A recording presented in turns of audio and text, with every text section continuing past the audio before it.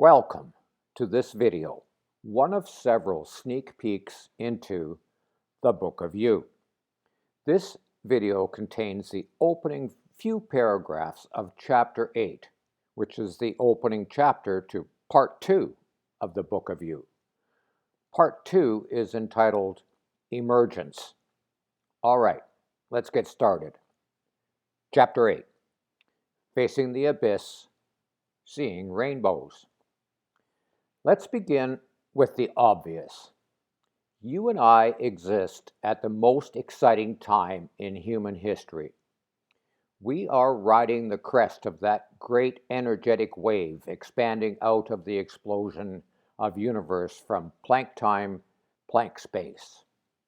We are also on the verge of something momentous, something that is either terribly frightening or wonderfully thrilling, depending on your perspective and upon the choices you make about how to go about being in this world. Imagine, having been asleep, you suddenly awake to find yourself being at the top of the first climb of a roller coaster, about to plummet downward, but everything around you is obscured in a dense fog. You don't even know if the tracks continue or what lies ahead. That could be as scary as fuck, or it could be the most exciting and thrilling thing you have ever done. It's all in how you look at it, a matter of perspective. For some time now, I have been saying that we are standing on a precipice from which we cannot turn back.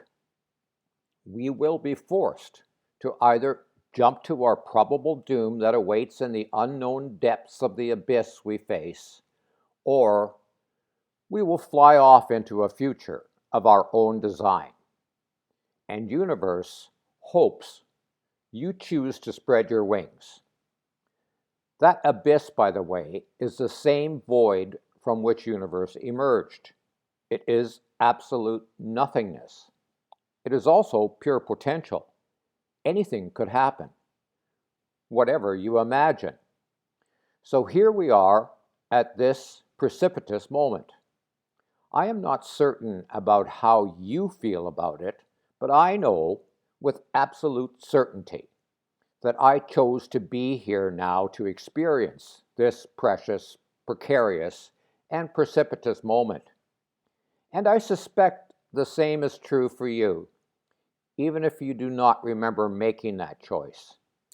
The simple fact that you are listening to this message from universe, from source, means that you ask somehow to be reminded of your choice to be here now. Many people have written many words to describe this time of great transition that we face. It has been called the dawning of the age of Aquarius. It has been called the ascension. It has been called the apocalypse. It has been called the shift. It has been called the quantum leap from 3D to 5D reality. And it has been called the Great Awakening. I like that term the best. We have been asleep, dreaming.